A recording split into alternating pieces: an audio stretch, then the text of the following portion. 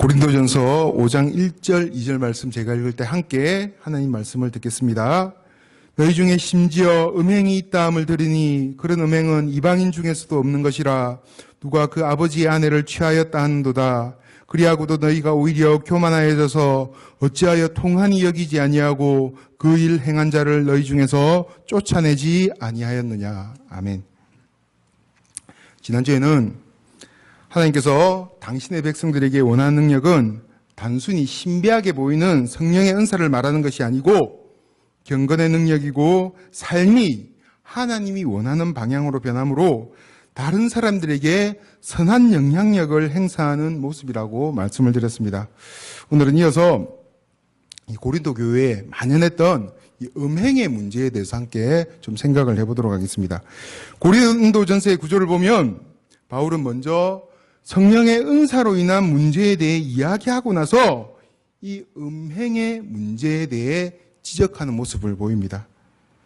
바울이 이렇게 성령의 은사로 인한 문제를 먼저 이야기하고 이 문제를 언급하고 있는 것은 아주 중요한 의미를 가진다고 볼 수가 있습니다. 바울은 이 두 문제를 이렇게 연결시킴으로써 너희는 자신들에 대해 신령하고 영적인 지식이 있고 또 꽤 높은 영적인 수준을 갖고 있는 사람이라고 생각하는데 그 높은 수준에 있다고 생각하는 너희들이 이방인들도 범하지 않는 이런 음행을 어떻게 행할 수 있다는 말인가라는 이야기를 하고 싶었던 겁니다.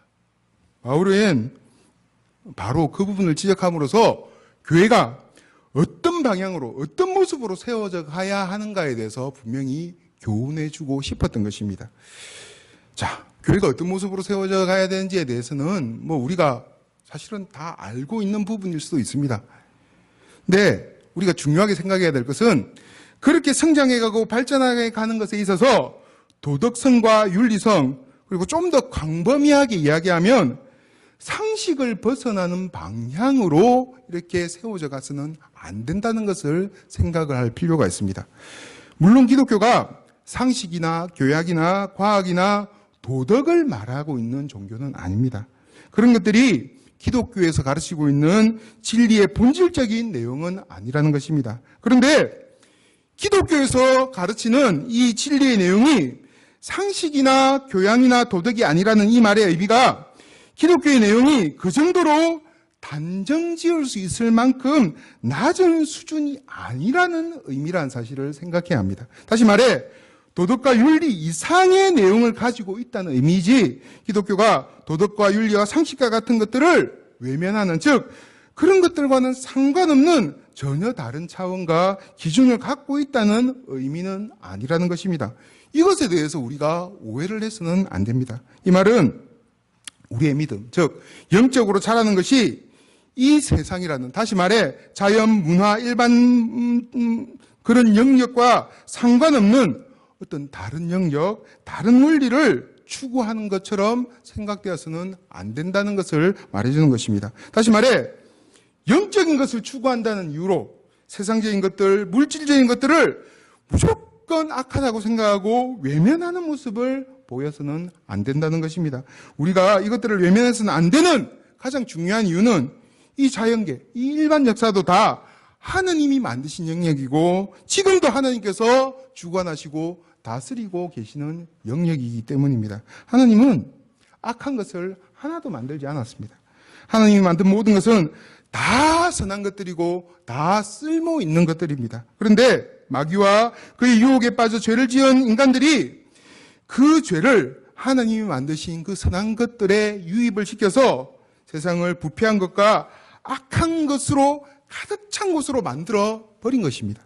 그렇기 때문에 지금 세상이 악한 모습으로 존재하는 것은 하나님의 책임이 아니라 다 우리들의 책임이라고 할 수가 있는 것입니다. 지금 하나님이 만드신 이 세상의 모든 피조물들이 타락함으로 신음하는 것은 바로 우리들의 죄로 인한 결과라는 사실입니다. 그렇기 때문에 지금 현실을 보고 이 현실이 악하다는 것 때문에 인간의 육체나 자연이나 문화 자체를 죄악시하고 거부하려는 모습을 보여서는 안 된다는 것입니다. 그것들 자체는 악한 것이 아니기 때문입니다. 중요한 것은 그 영역들에 대해 어떤 시각을 가지고 어떻게 사용하느냐가 중요한 부분입니다. 다시 말해 세상의 어떤 영역도 하나님의 백성이 하나님의 뜻대로 그 영역을 바르게 사용하면 그 영역에서 하나님이 원하는 선한 결과가 나타날 수 있다는 사실입니다. 여기 지금 학생들 분명히 기억하십시오. 앞으로 뭘 하면서 어떻게 살아갈지 모르겠지만 그 영역에서 내가 하는 그 일 속에서 하나님의 뜻대로 바르게 하면서 살아가는 것이 참으로 중요한 일이라는 사실을 기억해야 한다는 겁니다. 그게 바로 하나님께서 원하는 모습이기 때문입니다. 그래서 부부도 믿지 않는 그 부부와 또 이 성도들 부부, 믿는 부부가 달라야 합니다. 같은 사회에서의 직장 생활을 하는 것도 달라야 합니다. 직업관이 달라야 하고 또 영화라든가 문화, 예술 이런 것도 불신자의 문화와 신자의 문화는 달라야 합니다.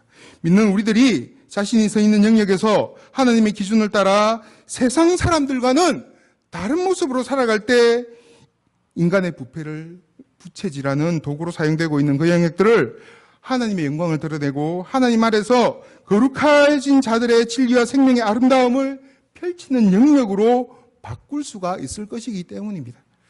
이런 측면에서 기독교가 추구하는 수준은 세상의 상식과 교양과 윤리와 도덕과 다르거나 그것들을 배제하는 것이 아니라 그 길로 가되 그 길 이상의 내용을 갖고 있다고 말할 수가 있는 것입니다.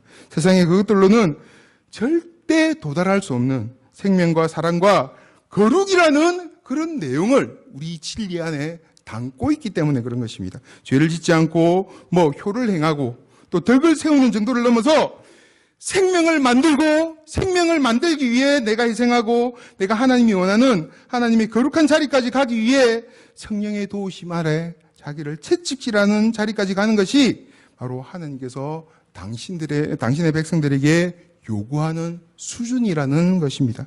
그런데 고린도 교회 성도들이 신령한 것을 추구하는 모습들은 이런 모습과 전혀 다르게 나타난 것입니다. 바로 그 절정에 해당하는 모습이 음행이라고 할 수가 있는 것입니다. 이들은 자신들이 신령하다고 생각하는 그 일들만 나타나면, 그런 능력만 행하면 그것이 윤리와 도덕이라는 기준에서는 틀려도 상관없다는 생각을 갖고 있었던 것입니다. 다시 말해 기도만 열심히 하면 되고 은사만 많이 받아 발휘하면 되지 윤리, 도덕 같은 것이 뭐가 필요하냐는 생각을 갖고 있었다는 겁니다. 이들은 도덕과 윤리의 기준과 하나님이 원하는 신령한 것의 기준을 완전히 분리시키는 모습을 보이고 있었던 것입니다. 자, 중요한 것은 이런 음행과 같은 죄에 대해 교회가 아무런 조치를 취하고 있지 않았다는 것에 있습니다. 그냥 방관하는 모습을 보인 겁니다. 본문에서 바울은 고린도 교회 성도들 중 음행을 행하는 사람이 있다는 것 자체에 초점을 맞추지 않고 교회 내에 음행을 행하는 사람이 있는데 왜 그를 물리치지 않고 가만히 놔두느냐, 방관하느냐 이렇게 꾸짖고 있다는 사실을 우리는 생각할 필요가 있는 것입니다. 5장 2절을 보면 그리하고도 너희가 오히려 교만하여져서 어찌하여 통한이 여기지 아니하고 그 일 행한 자를 너희 중에서 쫓아내지 아니하였느냐 이렇게 지적을 합니다. 자, 이 부분을 봐도 예수 믿는 사람이 어떻게 이런 음행을 저지르냐의 문제가 초점이 아니라는 사실을 알 수가 있는 것입니다. 어떻게 음행을 저지른 자를 교회에서 가만히 놔두느냐, 쫓아내지 아니하였느냐에 지금 초점이 맞춰져 있기 때문입니다. 다시 말해 왜 교회가 하나님이 원하는 세상의 도덕과 윤리의 그 기준을 넘어서는 모습을 보이기는커녕 세상에서도 죄라고 그렇게 조롱을 받고 손가락질을 받을 사람들을 그냥 놔둠으로 세상보다 못한 곳이 되도록 만들었느냐, 지금 이렇게 지적을 하고 있는 겁니다. 교회가 그런 상태에서 어떻게 하나님의 영광을 드러내고 하나님의 나라를 세워가는 일을 할 수 있겠느냐라고 지금 바울이 지적을 하고 있다는 겁니다. 바울은 고린도 교회가 그런 사람들을 교회에서 물리치지 않은 이유에 대해 그들이 교만하기 때문이라고 지적을 합니다. 이게 무슨 말이냐면 그들이 자신들이 스스로 은사를 갖고 있다는 이유로 자신들을 신령한 사람이라고 생각했기 때문에 그런 모습들이 벌어지게 됐다는 겁니다. 다시 말해 앞에서도 언급했듯이 이들은 그런 은사들만 있으면 신령한 사람이라고 생각했기 때문에 거짓말하고 음행을 저지르고 하는 것들은 아무런 문제가 되지 않는다는 생각을 하고 있다는 겁니다. 그게 바로 교만한 모습인 겁니다. 그래서 이런 음행과 같은 일들은 사람의 신령함을 평가하는 기준이 되지 않는다는 생각을 하고 뭐 그런 일을 행하는 사람 은사만 있으면 되지, 기도만 열심히 하면 되지, 그렇게 생각을 하고 그냥 용납하는 모습을 보였다는 겁니다. 그리고 교회가 여러 분파로 나뉘어진 것도 그런 사람들을 용납하는 원인으로 작용했다고 볼 수 있습니다. 자, 분파로 나뉘어서 세력 다툼을 하고 있습니다. 어떤 일이 일어날까요? 그러면 자기 사람, 아닌 사람 이렇게 나뉘어지게 되는 겁니다. 그래서 자기 사람으로 그렇게 인식되는 사람, 자기 사람으로 들어온 사람들에 대해서는 무조건적으로 용납하는 모습을 보이는 겁니다. 무슨 죄를 저질러도, 음행을 해도, 거짓말을 해도, 무슨 사기를 쳐도 내 사람이니까 내가 보듬고, 내가 감싸고, 내가 안고 가야지 이런 생각을 하기 때문에 설사 음행을 하더라도 그냥 용납하고 내버려두는 그런 모습을 보였다는 겁니다. 딱 정치하는 사람들하고 똑같다고 보면 됩니다. 정치하는 사람은 어떻게 합니까? 자기 정당, 자기 계파 사람이면 무조건 옹호하고 그 사람 편을 들고 변호하려는 모습을 보이지 않습니까? 그런 모습이 교회 가운데 존재하고 있었다는 겁니다. 교회 성도들은 개인적으로 실수할 수 있고 하나님의 기준에서 죄에 해당하는 그런 모습들을 보일 수 있습니다. 그러면 교회는 그런 성도들을 훈련시켜서 그들이 점점 그렇지 않은 방향으로 변해가도록 하는 일을 해야 합니다. 그런 사람들을 향해 하나님의 백성으로 어떻게 사는 것이 옳은 것이고 어떻게 사는 것이 옳지 않은 것인가에 대한 기준을 제대로 제시하고 가르쳐서 그들이 점점 하나님이 원하는 방향으로 변해가도록 하는 일을 해야 한다는 겁니다. 자, 이번 주 중에 이제 중고등부 수련회 한밭대학교 하는 데서 참석을 하는데 저는 뭐 이틀 동안에 뭐 큰 은혜를 받아서 완전히 확 변하고 하는 그런 거 그렇게 기대하지 않습니다. 분명한 것은 제가 제시해 주지 못하는 하나님이 원하는 바른 기준을 바로 제시받는 시간이 되었으면 좋겠다고 생각을 합니다. 저보다 조금 더 통찰력이 있는 그런 분들이 제시하는 하나님이 원하는 삶이 어떤 것인지에 대해서 제시받는 시간이 됐으면 좋겠다고 생각을 하는 겁니다. 왜냐하면 그렇게 계속 제시받으면서 마음에 도전이 생기고 그 방향으로 변해가는 일들이 우리 가운데 있을 수가 있기 때문입니다. 이것이 바로 우리가 교회로 모여야 하는 가장 중요한 이유라고 할 수가 있는 것입니다.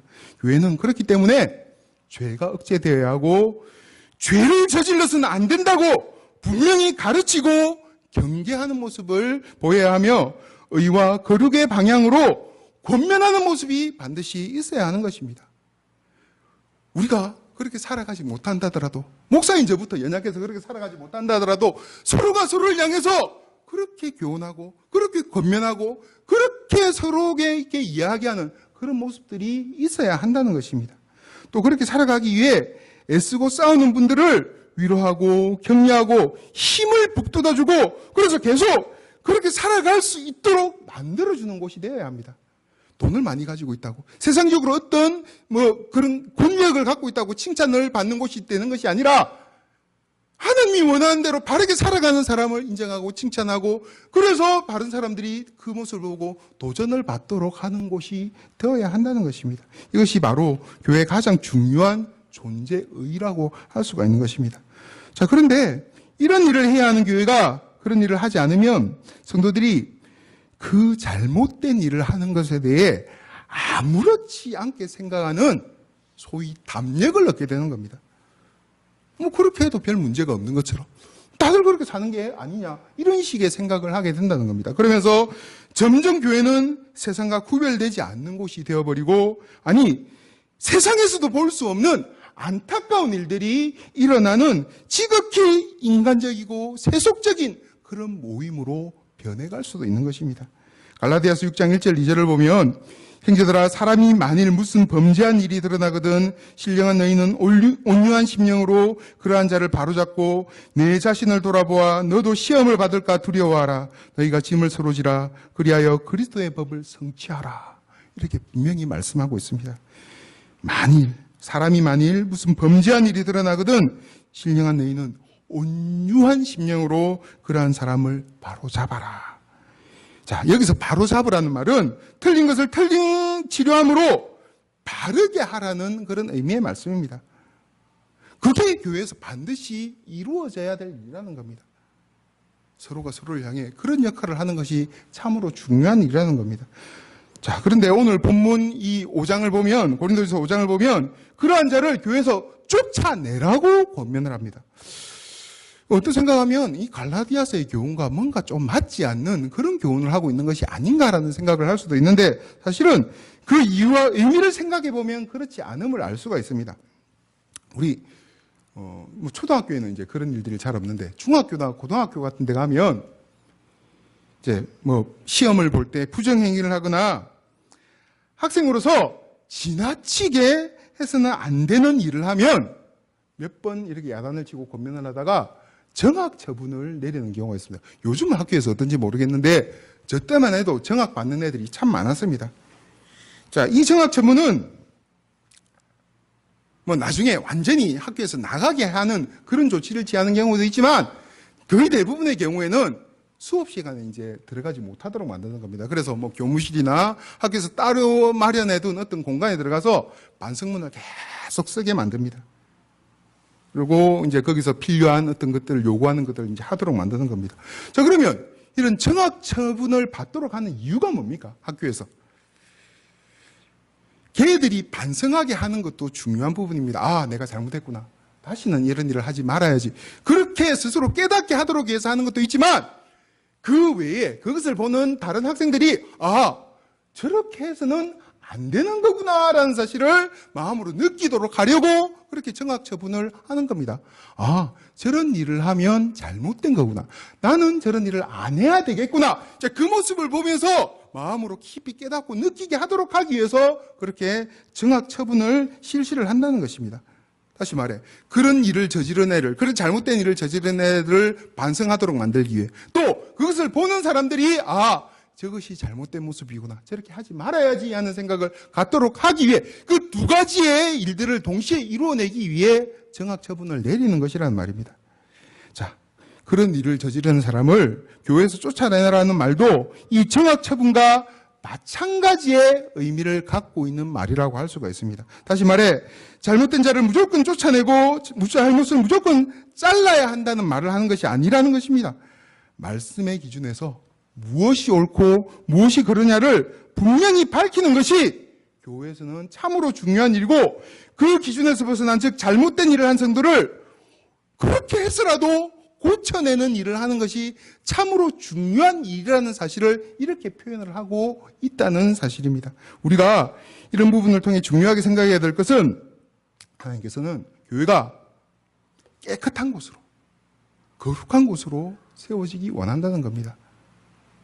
그렇게 교회가 세워짐으로 그 교회에 속한 성도들이 함께 깨끗한 모습으로, 거룩한 모습으로 세워지기 원하고 있다는 것입니다. 요한복음 13장 14절 15절을 보면, 내가 주와 또는 선생이 되어 너희 발을 씻었으니 너희도 서로 발을 씻어주는 것이 옳으니라. 내가 너희에게 행한 것 같이 너희도 행하게 하려 본을 보였노라. 이 말에 대해서 많은 사람들이 겸손의 본을 보여라. 그래서 막 세족식 같은 거 하는 근거로서 이 말씀을 생각하는 사람들이 많습니다. 그런데 그런 의미를 갖고 있는 말씀이 아닙니다. 서로가 서로를 깨끗하게 만들어주는 역할을 해야 된다는 겁니다. 목사가 성도들을 깨끗하게 만들어주는 역할을 해야 되고, 성도들이 마찬가지로 목사를 깨끗하게 만들어주는 역할을 해야 되는 겁니다.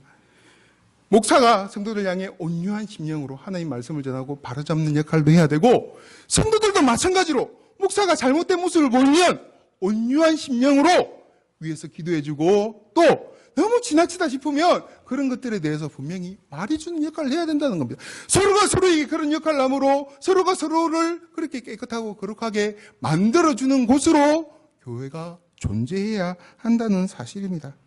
성경은 누가 개인적으로 실수한 것에 대해서는 반드시 정죄하라고 요구하지는 않습니다. 개인에 대한 정죄, 즉 개인에 대해 죄를 묻고 그 죄에 대한 대가를 치르도록 하는 것이 하나님이 원하는 궁극적인 초점은 아니라는 겁니다. 그래서 예수님께서 가늠하다 현장에서 잡혀온 여인을 용서하고 돌려보내는 모습을 통해서도 잘 알 수가 있습니다. 사람들이 그 여자를 잡아서 돌로 쳐서 죽여야 한다고 말했을 때 예수님께서 뭐라고 말씀하십니까? 너희 중에 죄 없는 자가 돌로 치라, 이렇게 말씀하십니다. 자, 그 말 듣고 사람들이 마음에 찔려서 다 돌아가자 그 여자에게, 간음하다 잡혀온 여자에게 예수님께서 이렇게 말씀하십니다. 내가 너를 정죄하지 아니하노니 가서 다시는 죄를 범하지 말라. 하나님께서는 한 개인의 죄에 대해서 처벌하는 그 모습을 원하는 분은 아니라는 것입니다. 그러나 한 개인에 대해 그렇게 대하는 것과 한 교회가 거룩과 진리와 생명의 기준을 명확하게 가지는 것과는 다른 문제라고 할 수가 있습니다. 우리 각자는 개인적으로 실수할 수 있습니다. 잘못할 수 있습니다. 그러나 교회는 거룩한 것을 추구하는 곳이 되어야 하고 생명과 진리가 제대로 시행되는 곳이어야 합니다. 그래서 그렇지 않은 사람들이 여기서 하나님의 거룩함을 맛볼 수 있는 곳이 되어야 한다는 겁니다.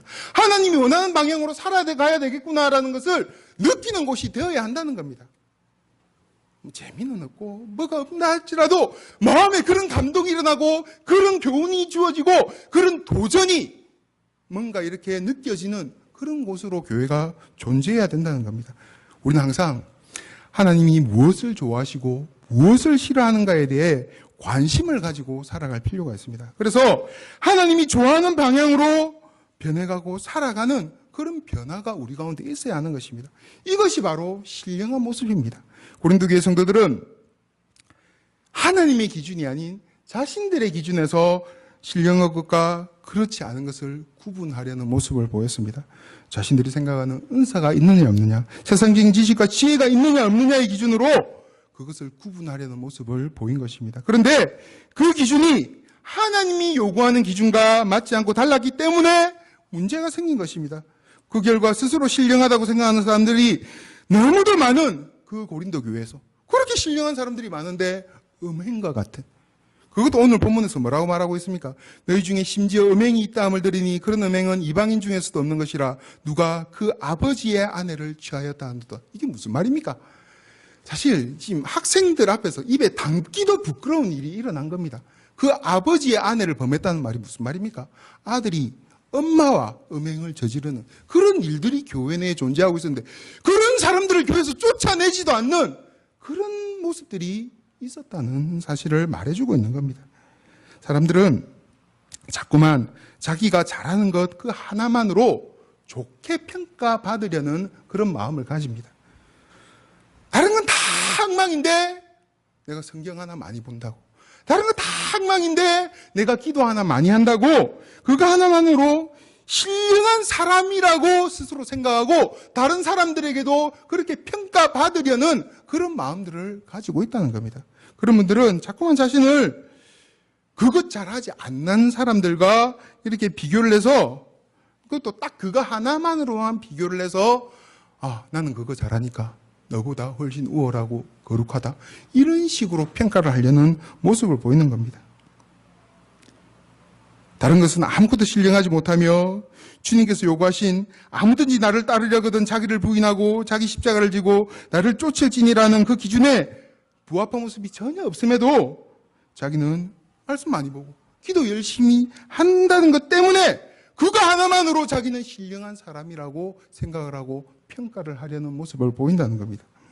하나님께서 선물로 어떤 은사를 주셨다면 겸손한 마음으로 하나님을 위해, 교회를 위해 그 은사를 아름답게 잘 사용하는 것은 참으로 아름다운 모습이고 바람직한 모습입니다. 그러나 그런 은사를 하나 가지고 있다는 이유 하나만으로 그 사람을 신령한 사람이라고 평가를 할 수는 없다는 것입니다. 물론 완벽한 사람이 신령한 사람은 아닙니다. 왜냐하면 그런 완벽한 사람은 존재할 수가 없기 때문입니다.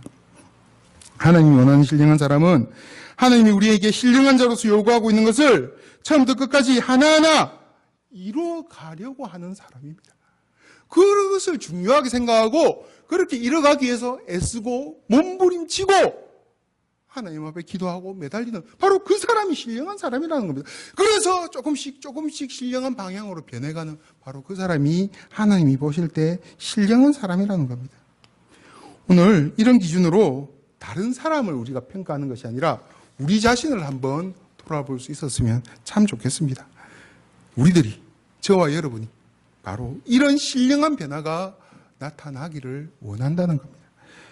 만약 우리들에게 그런 변화가 나타나지 않는다면 그 결과 우리 교회는 신령한 것이 없는 안타까운 교회로 머무르게 될 것이라고 저는 생각합니다. 그러나 저와 여러분이 이런 모습으로 점점 신령해져 간다면, 그렇게 신령한 사람들로 세워져 간다면 우리 교회가 신령한 교회가 되어서 우리들은 물론이고 여기 들어오는 사람들이 그런 영향을 다 받게 될 것이라고 생각합니다.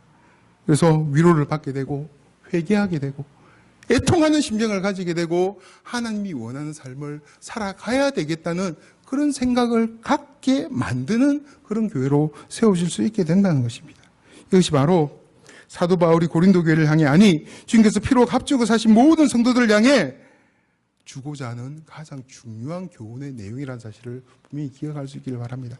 하나님이 원하는 방향에 관심을 가지고 그 방향으로 한 걸음 한 걸음 나아가는 변화가 참으로 중요한 일이라는 사실을 분명히 기억해야 한다는 것입니다.